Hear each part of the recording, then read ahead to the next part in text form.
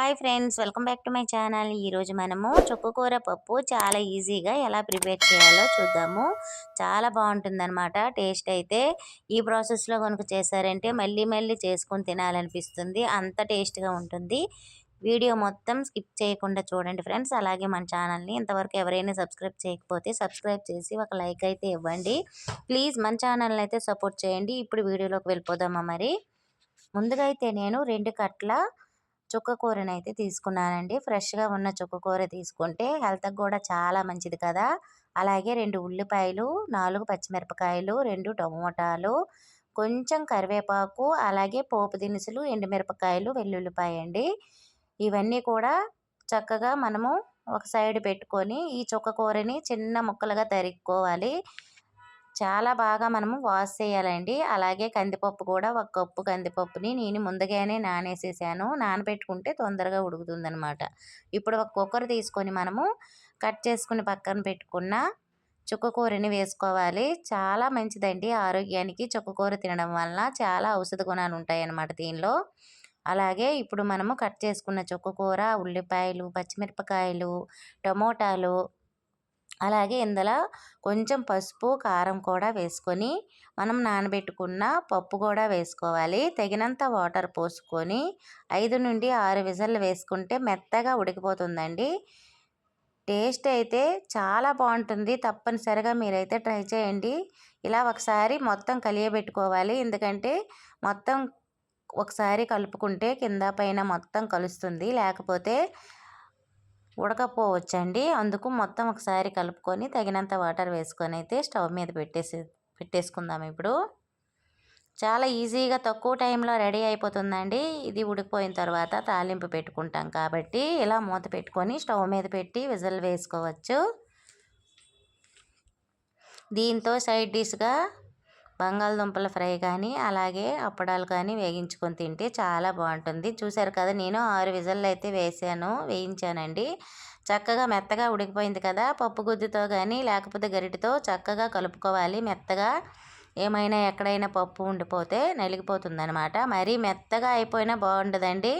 చూసారు కదా చక్కగా ఎలా ఉడికిందో. నేను ఈ గరిటెతోనే ఎలా కలుపుకుంటున్నాను. మీకు కొంచెం పలసగా కావాలంటే కొంచెం వాటర్ పోసుకోవచ్చండి. మరీ ముద్దగా ఉంటే అంతగా ఏమీ బాగోదు కదా. ఇప్పుడు దీనిలో రుచికి తగినంత సాల్ట్ వేసుకొని ఇంకోసారి ఇలా కలుపుకోవాలి. చూసారు కదా ఇక్కడ వీడియోలో చూపించినట్టు.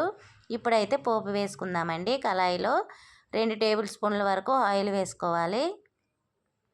ఆయిల్ కొంచెం వేడెక్కిన తర్వాత మనము పక్కన పెట్టుకున్న పోపు దినుసులు, జీలకర్ర, ఆవాలు, అలాగే కొంచెం పచ్చెనగపప్పు, కొద్దిగా మినప్పప్పు, ఎండుమిరపకాయలు, కరివేపాకు, అలాగే దీనిలో కొంచెం వెల్లుల్లిపాయలు ఎక్కువ వేసుకున్నట్లయితే పప్పు టేస్ట్ వస్తుందండి. ఈ పప్పులో వెల్లుల్లిపాయలు అంటే చాలా ఇష్టం అనమాట నాకు. చాలామంది కూడా ఇష్టపడతారు. పప్పులో వెల్లుల్లిపాయలు వేసుకుంటే చాలా బాగుంటుంది. అది కూడా పొట్టు తీసుకోకుండా వేసుకుంటే టేస్ట్ బాగుంటుందండి. అలాగే కొంచెం పచ్చి కరివేపాకు వేసుకొని తాలింపు బాగా వేగిన తర్వాత మనము కలుపుకున్న పప్పుని దీనిలో వేసేయడమే. చాలా సింపుల్గా రెడీ అయిపోతుందండి. పిల్లలకి చాలా మంచిదన్నమాట, వారి ఆరోగ్యానికి. తప్పకుండా ట్రై చేయండి ఫ్రెండ్స్. పోపు దినుసుల మట్టుకు చాలా బాగా వేగాలి. తాలింపు వేగితే మనకి ఆ పప్పు టేస్ట్ అనేది వస్తుందన్నమాట. తాలింపు వేపకుండా పప్పు పోసేసామనుకోండి అస్సలు టేస్ట్ పోతుందండి. చక్కగా మనకి ఈ ఎండుమిరపకాయలు, పప్పు దినుసులు, అలాగే వెల్లుల్లిపాయలు చక్కగా వేగిన తర్వాత మనం కలుపుకున్న పప్పుని దీనిలో వేసేసి లాస్ట్లో కొంచెం కొత్తిమీర కనుక వేసామంటే టేస్ట్ చాలా చాలా బాగుంటుంది. తప్పకుండా ఈ ప్రాసెస్లో అయితే ట్రై చేయండి ఫ్రెండ్స్.